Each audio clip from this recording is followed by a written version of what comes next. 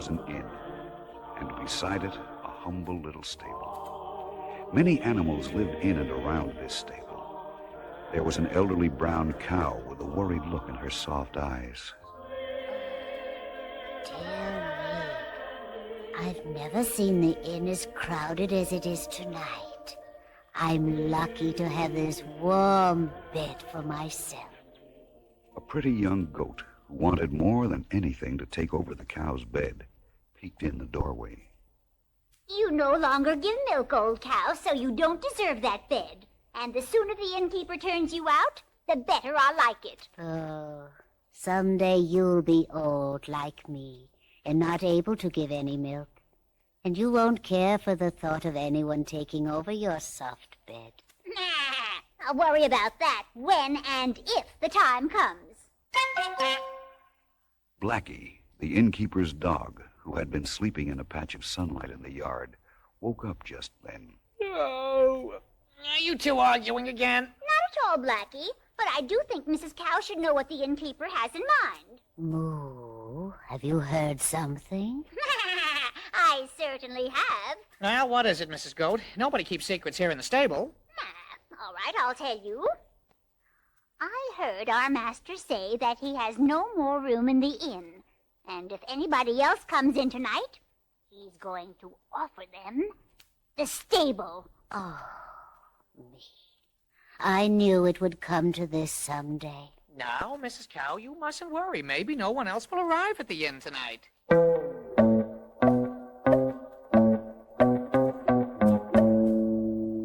A huge ox, who was a guest in the stable while his master stayed at the inn, slowly shook his head.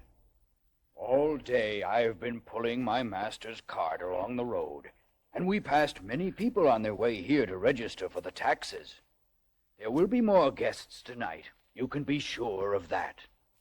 It was growing dark. Night was coming.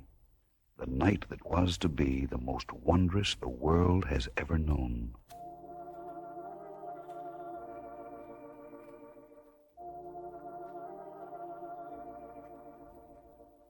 All the animals in the stable began to settle down.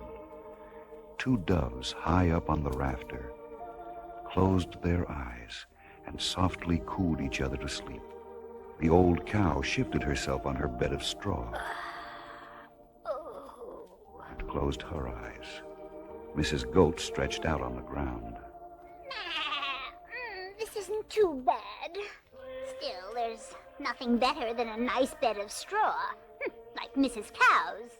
The orange-colored cat, leaving the kitchen doorway of the inn, came over to the stable and sat down beside Blackie the dog. There's something different about tonight, Blackie. Something special. Special? Oh, I know. Because there are more guests at the inn, there are more scraps for you from the kitchen. I must admit I'm well fed tonight, but that isn't what I mean. Well, what do you mean? Listen. Don't you hear it? Can't you feel it? There's something in the air, as if the whole world is waiting for it to happen, for something great to happen. Listen. Yes, now I do hear something. Oh, I'd better start barking the alarm. No, wait. It's a warm, friendly feeling in the air. Nothing to be afraid of. Nothing for you to warn against. Yes, but what is it? I don't know, Blackie. But it's coming closer. Sit here beside me and we'll keep watch together. Very well. As the dog and the cat watched from the stable doorway, a man came into the dark courtyard leading a small gray donkey. On the donkey's back sat a woman. The man led the donkey to the inn and gently knocked on the door. In a moment, the door was opened. The man asked the innkeeper for a room, explaining that they had traveled over the hills from Nazareth to the north, and that his wife, who soon would have a child, was in need of a place to rest. The dog and cat, watching from the stable, saw the innkeeper shake his head and then point in their direction. Our master has told them that the inn is filled. Uh-oh. They're coming over here. We'd better wake up our friends. Shall I bark? No, you'll frighten the guests that are coming.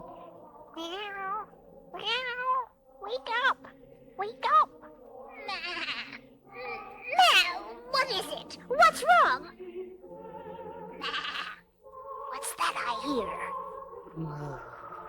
Oh, I was sleeping so comfortably that... What's that unusual sound? It's just as I thought. More visitors. In the stable doorway, the man looked around and saw there was no room for his wife or himself. But the elderly brown cow, seeing how weary the woman looked, slowly hoisted herself to her feet. She must travel no further. I shall give her my bed. How can you bear to part with it? Can't you see how badly she needs a place to rest? But you never offered it to me. Stop arguing, Mrs. Goat, and get out of the way so that they can reach the bed. Oh, very well. The man, who was known as Joseph, led the donkey bearing his wife across the little stable floor to the cow's soft straw bed. Then, gently he lifted the woman, Mary, from the donkey's back and lowered her onto the straw. The little donkey blinked its large gray eyes. Thank you. Thank you for giving my mistress your bed. I'm glad that I was able to. I knew that bed would be taken away from you someday. It wasn't taken, Mrs. Goat. I offered it. But if you hadn't offered Quiet, it, quiet, all of you. Can't you see that our guests want to rest? Once more the animals settled down, with the old cow now sleeping on the hard ground with the goat. The doves went back to sleep on the rafter, and the cat and dog, standing outside in the cold, continued to wonder at the strangeness of the night. I've never seen the stars so near and bright. Nor I. And I've noticed something else. There isn't a sound now. There's nothing at all. Not a breeze or anything. Why do you think the night is so still? I have no idea. But I have a feeling we'll soon find out. Look, the lamps in the inn have been turned down. Now there's no light at all except from those stars. All of the animals in the stable were awakened at the same time as they heard the wondrous sounds which seemed to come from all around them, and even from the starlit heavens. At that moment, no one else in Bethlehem or Judea, or even in the whole world, knew of the great miracle taking place, except those within that humble stable.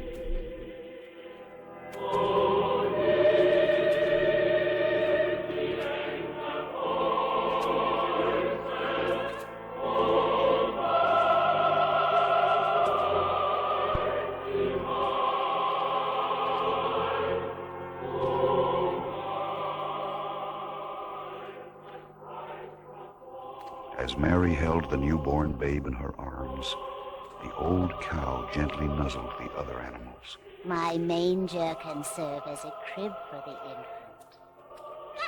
But it still has some hay in it. What'll we have for breakfast? It doesn't matter. The hay will be a soft and sweet bed. You're very kind. I'll nudge my master so that he'll see your offering. Master? Master? He sees it. The woman is going to place the tiny baby there. You're right, old cow. I don't mind our hay being used for this child. But the night is cold. We must not let the babe feel it.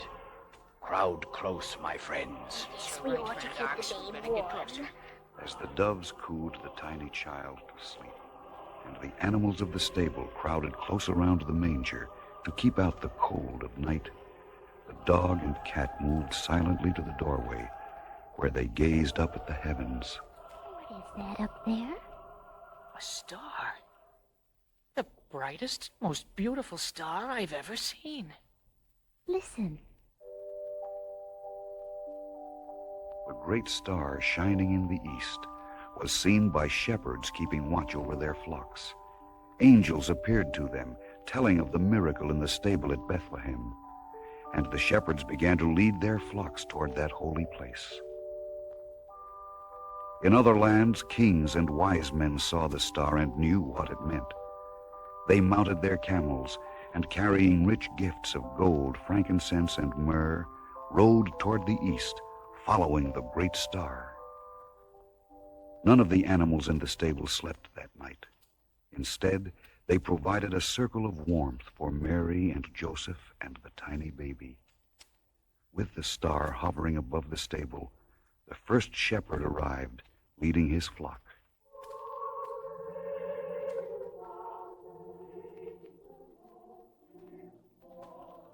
As the shepherd knelt before the holy infant, one of his sheep, a heavy ram with curving horns, stuck his nose in the doorway and peered around. Stay out. We don't need any sheep in here.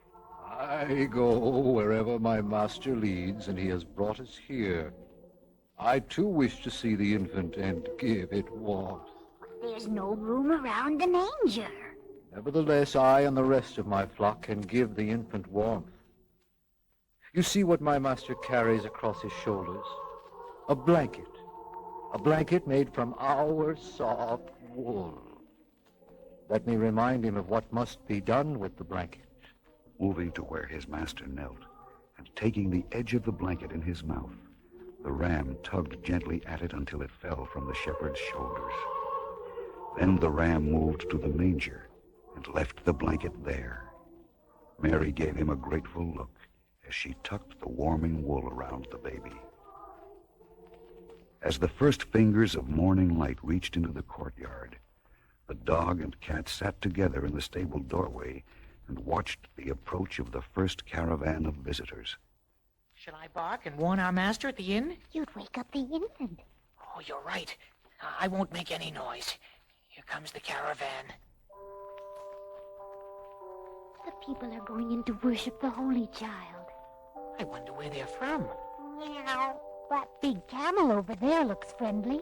Why don't you ask him? Yes, I will. Where are you from, Camel? Across the desert. Our masters followed the star and it led them here. Well, you may go into the stable and see the babe if you wish, Camel. Every living thing is welcome there. Oh, thank you, but we are so big and the stable so small. There's no room for us. Just standing outside here will be privilege enough. In the golden light of that glorious morning, the courtyard of the inn and the stable itself was filled with people and animals, all paying homage to the newborn babe, a king for all time. And it could be that the most happy beings on earth were the animals, who gazed with soft eyes upon the Christ child. There were the doves, sitting high on the rafter above the manger. That night, they had cooed the holy infant to sleep. I had been looking forward to that hay for my breakfast, but I'm glad to go without it so that the babe may continue to sleep in the manger. People say that an ox is good only as a beast of burden. But last night I proved them wrong. Last night my huge body gave warmth to the King of Kings. I too helped warm the babe. My master covered the holy infant with a blanket of wool. Wool which came from me and my flock. They said I was too old to be of use to anyone, but I was the first to offer my straw bed to our guests and my manger to the babe. As long as there is anything on earth that I can do, I shall never truly be old.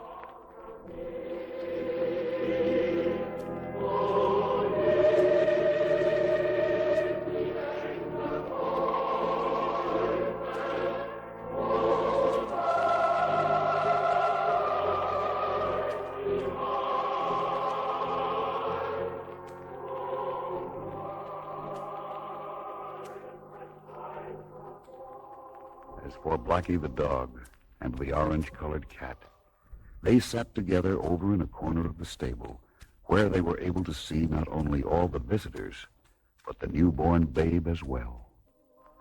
Never again will our home here in the stable be the same, Blackie. I know. Nothing will be the same again. Anywhere in the world. And that's what happened long, long ago in that humble stable in Bethlehem on the very first Christmas.